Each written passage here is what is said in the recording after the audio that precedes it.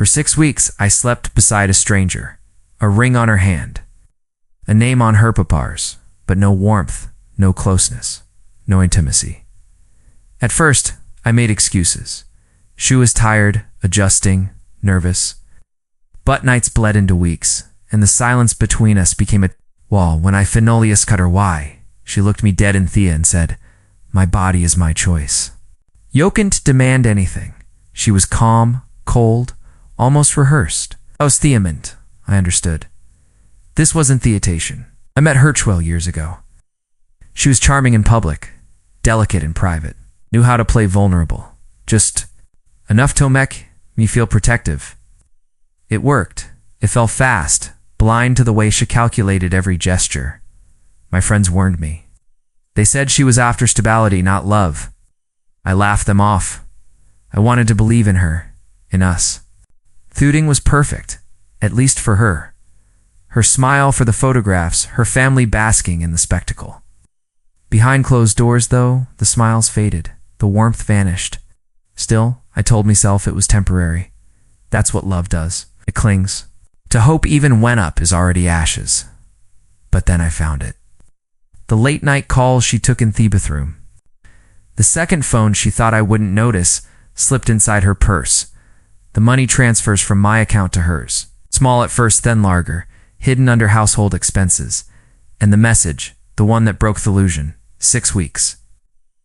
I'll file for spousal support. Don't worry, Haskellulus. This wasn't written to me. It was written about me. Shock didn't consume me. Not rage either, just clarity. She hadn't married me for love. She had married me for leverage, for my name, for my assets. And she thought trapped me.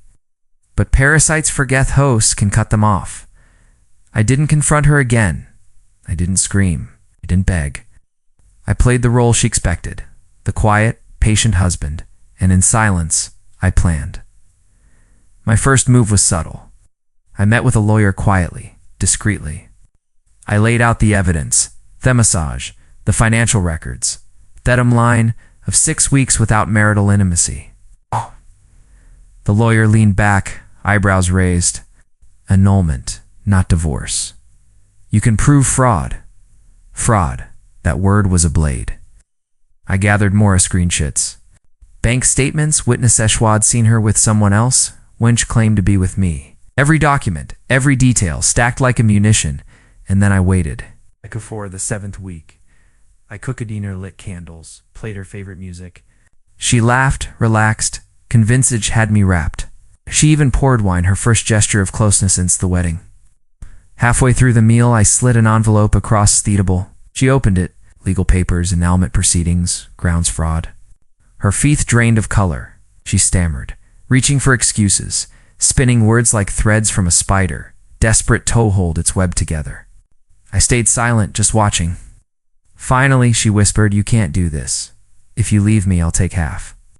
That was the moment I leaned forward, calm, precise. You won't take anything because this marriage will be erased like it never happened. The court days that followed stripped Hermisk, thread by thread. My lawyer laid out the timeline, the messages, the financial deceit, the absence of intimacy. 6 weeks of deliberate withdrawal, documented and undeniable. Her defense crumbled. The judge's pression told the story before the verdict was read. Annulled, fraud proven, no rights, no claim to assets, nothing. Her family, the same ones who paraded at tour weddings, sat in stunned silence. Mafrians, the ones who had warned me, nodded with grim satisfaction. But her face. That was the victory, watching the realization dawn that her Shem had collapsed, that she had been of everything and lost it all. When it was over, she tried one last.